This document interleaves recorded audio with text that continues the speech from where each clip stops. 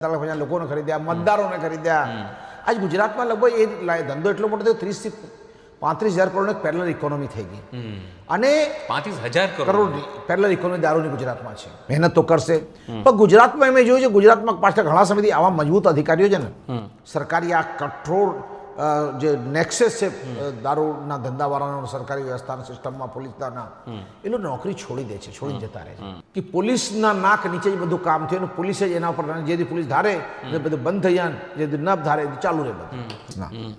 એમણે ત્યાંના એસપી ઓફિસમાં એક આવેદન આપ્યું કે ભાઈ આ 24 જગ્યા આ 24 જગ્યા દારૂના ધંધા ચાલે છે આ લોકો. અને આ આખો પ્રોસિડિંગ પૂરી થઈને ત્યાં એ દારૂના રેટના કારણે એક કાઉન્ટર બંધ થયો. હવે જે કાઉન્ટર બંધ થયો ને એટલે એક માહિતી મુજબ કે આ કાઉન્ટર ઉપર એક સ્પેશિયલ ત્યાંના કોઈ પોલીસ અધિકારી સ્ટાફ હશે, એનો સ્પેશિયલ આશીર્વાદ હતો. 7 દિવસનો સમય એમાં પહેલા ઇન્કવાયરીમાં લાગે, પછી એના પર કાર્યવાહી કરવામાં આવે. તો અહીંયા તો આજ કેસ કર્યો, બીજે દિવસે છે તે સીધો એસએસબી પરમિશન લીધો ના લીધો કઈ ખબર નથી હજુ. કેસ કર્યો અને બીજે દિવસે બેનને ઘરેથી ઉપાડી લીધો. એ લોકો કે કાલ એવી વાત થઈ હતી કે આજ પોલીસના એસપી ચાર્જશીટ લઈને ડિટેલ લઈને કોર્ટમાં હાજર થશે. પણ આજ પોલીસ એમ કીધું કે અમે બંદોબસ્તમાં જતા રહ્યા. પોતાની જાતને ગૃહમંત્રીના બહુ નજદીક ગણે છે, જ્યાં ગણાવે છે. એને ઘણા લોકોને ધમકાવીને પોતાના ધંધા બધા સેટ કર્યા છે. કોકના સોલ્ટ પેન હોય, કોકના લાકડાના ધંધા હોય, કોકના ટ્રાન્સપોર્ટના ધંધા હોય, એમાં હાથ મોઢો મારીને મોટો ફંડ પણ એકઠો કરેલો છે. એ જ માણસે ક્યાંક કે ભાઈ હું જ ગાંધીનગર છું, અહીંયા બેઠો ગાંધીનગર, આવા કોઈને છોડ દે. આમ તો ભારતીય જનતા મુખ્યમંત્રી વાળો ગૃહમંત્રી કહે છે ને, કોઈ ચમરબંધીને છોડવામાં નહીં આવે. એ હવે અમે કહીએ છીએ આવા ચોર લુખ્ખા એવા લોકો જે લોકો ગુજરાતની સંસ્કૃતિ બગાડવાની કોશિશ કરી છે, જે લોકો ગુજરાતનો કલ્ચર બગાડવાની કોશિશ કરી છે, જે લોકો ગુજરાતના યુવાનોના શરીરમાં ડ્રગ્સ દારૂ મોકલવાની કોશિશ કરી છે, એવા કોઈ ચમરબંધીને છોડવામાં નહીં આવે.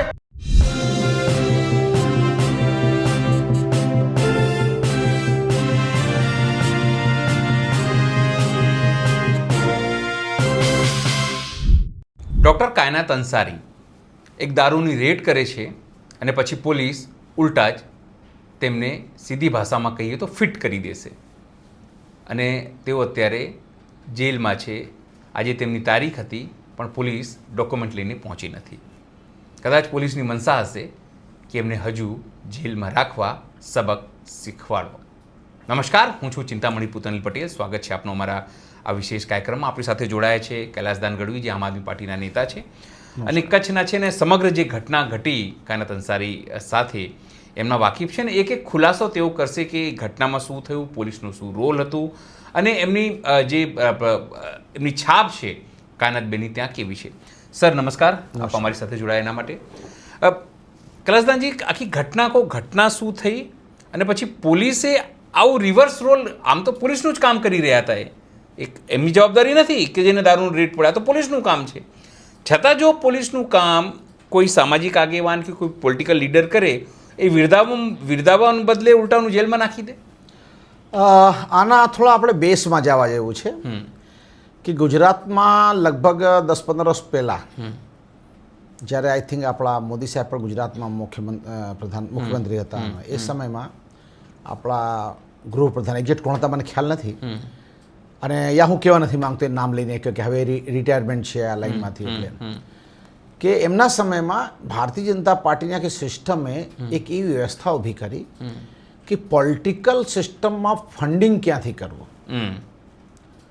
એટલે એમણે જોયું કે આ દારૂનો એક એવો ધંધો છે જે પેરેલલ ઇકોનોમી રીતે ચાલે છે, આમ બંધી છે ને આમ ઓપન છે, અને હરફેરા પોલીસ રેડ પડે, આ કરે એવું કરે, પણ એનાથી અલ્ટિમેટલી એમને કોઈ ફાયદો થતો નહોતો. એટલે એક વ્યવસ્થાના ભાગરૂપે એવું ઊભું કરવામાં આવ્યું કે દારૂનો ધંધામાં પોલીસનો કંટ્રોલ વધાર્યો અને પોલીસના રહમરાય નજર નીચે દારૂ વેચાવાના ચાલુ થયા.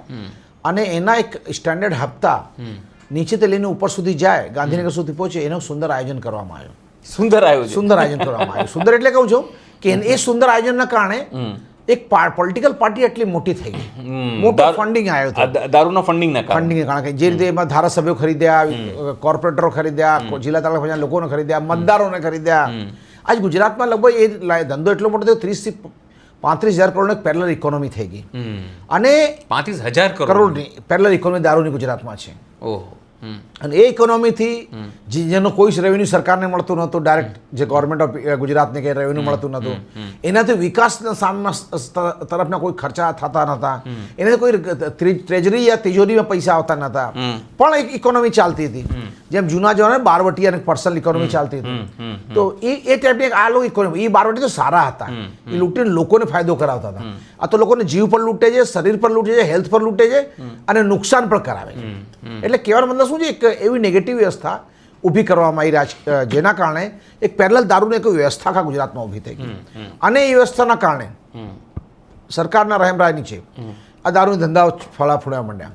હવે આ બધા સમય સારા પોલીસ અધિકારીઓ આવ્યા, કાં પોલિટિકલ સારા વિલપારા લોકો પણ વેચમાં આવ્યા, એમને બંધ કરાવવાની કોશિશ કરી, ઘણા બહુ સક્સેસ પણ રહ્યા. હમણાં જો નિર્લિપ્ત રાયને કહે છે, સૌરાષ્ટ્ર મૂક્યા છે કે આ બધું બંધ થશે, શક્યતા દેખાય છે, જોઈએ શું પણ કેટલો સક્સેસ થાય છે. માણસ મહેનત તો કરશે. પણ ગુજરાતમાં મેં જોયું છે, ગુજરાતમાં પાછળ ઘણા સમયથી આવા મજબૂત અધિકારીઓ છે ને, સરકારી આ કઠોર જે નેક્સેસ છે દારૂના ધંધાવાળાનો સરકારી વ્યવસ્થાના સિસ્ટમમાં પોલીસના, એ લોકો નોકરી છોડી દે છે, છોડીને જતા રહે છે. એટલે હું ભગવાનને વિશ કરું, નિર્ભરતાની એવી પરિસ્થિતિ ના થાય, એની લડે અને ગુજરાતના લોકોની ભલાઈ માટે કામ કરે. જે સંવિધાનનો કસમ ખાઈને એસપી બન્યા છે, આઈએસ આઈપીએસ બન્યા છે, તેટલું ફાયદા છે દેશને. પણ મુદ્દો એ નથી સાહેબ, આના કારણે એક દૂષણ બહુ મોટે પાયે બધે રાજ્યોમાં ચાલુ થયું. અને ધીરે ધીરે જે પહેલા દારૂનો ધંધા કરવાના બધા લોકો હતા, એક પક્ષ ના રામરાય યા પોલીસના રામરાય તે કરતા થઈ ગયા. અને અહીંયા સુધી બરાબર જ્યાં સુધી દારૂની એક વ્યવસ્થા એવી હતી જે ચાલતી હતી. હવે દારૂમાં શું છે, જો જે તે સમયે દારૂ મહુલાનો બનાવતા હતા, આદિવાસી પટ્ટામાં યા બીજા કોઈ કરતા હતા. હવે પરિસ્થિતિ ચેન્જ થઈ, હવે બધા ઇન્સ્ટન્ટ થઈ ગયું. દુનિયા બહુ શોર્ટ થવા માંડી, ફાસ્ટ ફ્લાવર ધંધા બંધ થઈ ગયા, એટલે શોર્ટ થઈ ગયું બધું. શોર્ટમાં દારૂ પર મિનિટોમાં બનવા માંડ્યા. એટલે હવે દારૂ સૌથી ખતરનાક શું, દારૂનો પેલું આ પાઉચ આવે, પાણીમાં નાખો, કેમિકલનો પાઉચ છે, પાણી નાખો એટલે દારૂ થઈ જાય. હવે આવું થવા માંડ્યું, જે શરીર માટે હેલ્થ માટે નુકસાન દે. હવે જે દારૂ પીવાનો શોખીન, આ દારૂ કોણ પીવે છે? આ દારૂ લેબર ક્લાસ અને એવા ટાઈપના લોકો પીવે છે જેની આર્થિક એટલી પરિસ્થિતિ નથી, પણ કંઈક જોઈએ સાંજે એમ પી લે છે. હવે જે આ ગાંધીધામ છે યા કચ્છ છે અમારો, કચ્છ આર્થિક સમૃદ્ધિમાં ધરતીકંપ પછી મોટે પાયે આગળ આવ્યો. સરકારી સ્કીમોના કારણે મોટી પડી ઇન્ડસ્ટ્રી આવી તો જોડે જોડે કલ્ચરલ મિક્સિંગ પણ આવ્યો. એના પછી બહારના બીજા રાજ્યોના લોકો આવ્યા અને અહીંયા કને એક પેરેલલ બહુ મોટું દારૂ પીવાનો કન્ઝ્યુમર વર્ગ ઊભો થઈ ગયો. હવે કન્ઝ્યુમર વર્ગ પર કબજો કરવા માટે અલગ અલગ ટાઈપના લોકોએ કોશિશ કરી, એના ભાગરૂપે અલગ અલગ જગ્યાએ કંટ્રોલ વ્યવસ્થા થઈ, જેમાં ક્યાંક જોવા જાઓ તો અલ્ટિમેટલી એના પાછળ કે પોલીસના નાક નીચે જ બધું કામ થયું અને પોલીસે જ એના ઉપર, જેથી પોલીસ ધારે બધું બંધ થઈ જાય, જે ન ધારે ચાલુ રહે બધું. આમ આદમી પાર્ટીનો તમે જાણો છો કે અમારો સિદ્ધાંત છે કે લોકોના સ્વાસ્થ્ય ચેડા ન થવા જોઈએ. એટલે કાયના ડૉક્ટર કૈલાસભાઈ અંસારી પોતે એક સારા ઘરની વહુ છે, સારા ઘરની દીકરી છે. એને એવું લાગ્યું, એને જોયું, એના કોઈ સ્ટાફ પણ હતો, એ આ દેશી દારૂ પીને મરી ગયો. ગુજરાતમાં એને જોયું લઠ્ઠા કાઢવા છે, લોકો મર્યા, તેને અંદરથી મન દ્રવિત થઈ ગયું. એને લાગ્યું આપણે આ તો બંધ કરાવવો જોઈએ. એટલે એ ધ્યાન રાખીને પાર્ટી જોઈન કરી, આમ આદમી પાર્ટી. એમને લાગ્યું કે ના, દેશ સમાજ કા, એ મહિલા હતી અને એને રોજ જોતા કે આ રીતે લોકો પોતાના હસબન્ડના દારૂની આદતના કારણે મારકૂટ થાય છે, ઘરમાં ખાવા નથી મળતો, બાળકોને સ્કૂલ નથી કરતા, મેડિકલ ખર્ચા નથી કાઢી શકતા અને છેલ્લે માણસ મરી જાય છે દારૂ, ઝેરી દારૂ પીને. એટલે આ બધાથી કંટાળીને એમને આ આગેવાની લીધી, પાર્ટી માટે એક્ટિવિટી ચાલુ કરી. એમણે પહેલાં આધોઈ પોલીસ સ્ટેશનના એરિયામાં પહેલાં એડવાન્સ નોટિસ દઈને ત્યાં લોકલ ગામના બાયુનો લેડીઝને સાથે રાખીને રેડ કરી. એ રેડમાં દારૂ પકડાયા, પોલીસ બોલ્યા, પોલીસ ના આવી, બધો દારૂનો જથ્થો લઈને પોલીસ સ્ટેશન ગયા. તો ત્યાં પોલીસ સ્ટેશનમાં જે પોલીસ અધિકારી હતા એણે ઊંધી સીધી વાતો કરી, બરાબર, પણ અહીંયા કને એને ત્યાં સબમિટ કરી આવી ગયા. પછી એમણે 19/1/2026 એમણે ત્યાંના એસપી ઓફિસમાં એક આવેદન આપ્યું કે ભાઈ આ 24 જગ્યા 24 જગ્યાએ આ 24 જગ્યા દારૂના ધંધા ચાલે છે. એમણે લિસ્ટ આપી પોલીસને કે તમે નથી પકડી શકતા, હું તમારી મહેનત, તમે બહુ બીજી છો, ઘણા કામ છે તમારા, પોલીસ કેટલા કામ કરશે, પોલીસની જવાબદારી ઘણી હોય ને, એટલે પોલીસ શું કરશે. તો આ મેં તમને લિસ્ટ આપી, આટલી જગ્યા આ ચોર કોર્નર ઉપર, આ દુકાનમાં, બજારમાં, એરિયામાં, આ સર્કલ ઉપર, આ રેલવે ફાટક ઉપર, આ રેલવે ફાટક ખૂણા ઉપર આટલે દારૂનો અડ્ડાઓ ચાલે છે, તમે આને બંધ કરો. એટલે પોલીસ અધિકારી કીધું ઠીક છે, તમે આપ્યા છો ને અમે ટ્રાય કરશું. એટલે કીધું 10 દિવસમાં આ દારૂનો અડ્ડા તમારા બંધ આવવા જોઈએ, જો નહીં કરો પછી તો જનતા રેડ કરશું. એના ભાગરૂપે એમણે 19/1 પછી આ તો ત્રીજા મહિનામાં કર્યું, એટલે ખાસો સમય પોલીસને આપવામાં પોલીસને આવ્યો. આપ્યું તમે કારણ કે એજ એ પોલિટિકલ પાર્ટી અમારી પર જવાબદારી આવે છે કે સામાજિક વ્યવસ્થામાં સુધાર થાય, સમાજમાં ખોટા તત્વોને દૂર કરવામાં આવે અને લો એન્ડ ઓર્ડર સારું સચવાય. એટલે અમે પોલીસ થ્રુ જ બધું કરવાની કોશિશ કરી. પછી જે નહીં થયો તો એક જનતા રેડ અમે આ બેન અહીંયા કને કરી, એમના અમારા કાર્યકર્તા સાથે જઈને કરી. એમણે તે જનતા રેડ આખો 19 વર્ષનો વિડીયો જ 19 મિનિટનો વિડીયો તમે જોશો ને ખબર પડે તમને. બરાબર. પોતે બે જનતા રેડ કરી, દારૂ વેચારો માણસ ભાગી ગયો, આમણે પોલીસને બોલાવ્યો, પોલીસ આવી, બધો લીધો માલ જપ્ત કર્યો, બધું કર્યું. પોલીસે છે તે એફઆઈઆર કર્યું, આજ તક માણસ પકડાયો નથી. પણ આમણે છે તે પોલીસે બોલાયા, આજુબાજુના લોકો પર જોવા આવ્યા કે શું થાય છે નહીં, જોવા પડાયા લોકો. અને આ આખો પ્રોસિડિંગ પૂરી થઈને ત્યાં દારૂના રેડના કારણે એક કાઉન્ટર બંધ થયો. હવે જે કાઉન્ટર બંધ થયો ને એટલે એક માહિતી મુજબ કે આ કાઉન્ટર ઉપર એક સ્પેશિયલ ત્યાંના કોઈ પોલીસ અધિકારી સ્ટાફ હશે, એનો સ્પેશિયલ આશીર્વાદ હતો. અચ્છા. એટલે એણે પર્સનલ ઈગો પર લઈ લીધો, જે માહિતી મળે જેના પ્રમાણે. એટલે એણે કે હવે આમને ફિટ કરો. એટલે એણે એના બાજુવાળા જે એના બે ઘર પછી જે લોકો રહેતા હતા, તમે વિડીયો જોશો ને છેલ્લા 15 સેકન્ડ 2 મિનિટમાં એ ભાઈ અને બેન બધા બારે ઊભા છે, ત્યાં વાતું કરે છે ઘરથી બારે. હવે એમને ફોર્સ કર્યો કે તમે આમના પર કેસ કરો, કહો કે તમારા ઘરમાં ઘૂસી ગયા અને એ રીતે તમે એટ્રોસિટી આના પર કેસ કરો. હવે તમે સમજો એટ્રોસિટી છે ને એ આ દેશમાં જે પીડિત વર્ગ છે, જે શોષિત વર્ગ છે, એ એના સન્માન અપાવવા માટે, સન્માનપૂર્વક જીવન જીવવા માટે, જિંદગીમાં સારી જિંદગી રિસ્પેક્ટફુલ લાઈફ જીવવા માટેનો આ એક્ટ બનાવવામાં આવ્યો છે. બિલકુલ. અને એનો સદુપયોગ જ આજ તો છે, દુરુપયોગ બહુ ઓછો થયેલો છે. પણ જ્યારે પોલીસના રહેમરાય નીચે ફોર્સફુલી આવા એક્ટનો દુરુપયોગ કરવામાં આવે તો આ એક્ટ ભૂઠ્ઠો થાય. એટલે ક્યાંક આ સરકાર જ્યારે પોલીસ કરે તો આપણે સરકારને જ માનીએ, આવા એક્ટ કેસ થાય છે તો એવા સમયે સરકારને સેન્સિટિવ રહેવું પડે. અને આવા કેસમાં એક માહિતી, તમે સુપ્રીમ કોર્ટનો જજમેન્ટ છે મહારાષ્ટ્ર સરકારનો વિરુદ્ધમાં, જેમાં સુપ્રીમ કોર્ટે સ્પષ્ટપણે કીધું કોઈ પણ એટ્રોસિટીનો કેસ થાય તો એસએસપીની પરમિશન પછી જ એફઆઈઆર દાખલ થાય. 7 દિવસનો સમય એમાં પહેલા ઇન્ક્વાયરીમાં લાગે, પછી એના પર કાર્યવાહી કરવામાં આવે. તો અહીંયા તો આજ કેસ કર્યો, બીજે દિવસે છે તે સીધો એસએસપીને પરમિશન લીધો ન લીધો કંઈ ખબર નથી હજુ. કેસ કર્યો અને બીજે દિવસે બેનને ઘરેથી ઉપાડી લીધો એ લોકો. એટલે જે 7 દિવસો સુપ્રીમ કોર્ટનો ઓર્ડર તમે ઇન્ક્વાયરી કરો એ ધ્યાન ના આપ્યો. હવે વાત બીજી એક આવે તમને, થોડાક દિવસ પહેલા હવે સાંભળ્યું મેં હમણાં કેસમાં કંઈ કોર્ટે કંઈ યા સી સમરી ભરાઈ ગઈ, કોઈ છે એક્ઝેક્ટ મને ખ્યાલ નથી, પણ ફેક્ટ એવું હતું કે એક ભુજમાં એક ભારતીય જનતા પાર્ટીનો પ્રોગ્રામ ચાલતો હતો. એમાં CR પાટીલ પણ હતા, ત્યાંના સાંસદ પણ હતા, અને ત્યાં કને એક આવો જ દલિત સમાજ કોઈ કોમેન્ટ થયો જેનામાં એટ્રોસિટી થયો. એ એટ્રોસિટીનો આરોપી આજ સુધી પકડાયો નહીં અને ક્લીન ચીટ થઈ ગયો. એવું સાંભળ્યું ક્લીન, મને એક્ઝેક્ટ મારી માહિતી વારસ નથી, પણ મને કોઈ કીધું કે એનો સી સપરી ભરાઈ ગઈ. સામે હજુ તો કેસ ફાઇલ થયો છે, સુપ્રીમ કોર્ટે કીધું 7 દિવસની વાટ જો ઇન્ક્વાયરી કરો પછી કન્ફર્મ કરો, અને ઉપાડ લેવામાં આવ્યો. એટલે બેસિકલી પોલિટિકલ છે. પેલો ભારતીય હોદ્દેદાર હતો, ભારતીય જનનો પ્રોગ્રામ હતો, ભારતીય જનતા પાર્ટી પર બદનામી આવતી કે એમણે દલિત સમાજનો માન ન રાખ્યો એના હોદ્દેદારે, એટલે અહીંયા એનો ક્લીન ચીટ આપીને એરેસ્ટ કરો, કાંઈ ન કર્યું. CR પાટીલને બધાના હાજરીમાં એફઆઈઆર હોવા છતાં એ માણસ નીકળી ગયો ત્યાંથી. અને આ બાજુ એ બેને પોતાના ઘરે બેસીને એક ડોક્ટર હતા, સંપૂર્ણ સરકાર સાથે વાત કરવા એના પહેલા બોલાયા તો ચર્ચા કરી, જવાબ આપ્યો અને ઘરેથી ઉપાડી લેવામાં આવ્યો. અને ઉપાડે એટલા ગલત તરીકે ઉપાડવામાં આવ્યો કે એમને નાઇટ ડ્રેસ પહેરે હાલતમાં ઉપાડવામાં આવ્યો.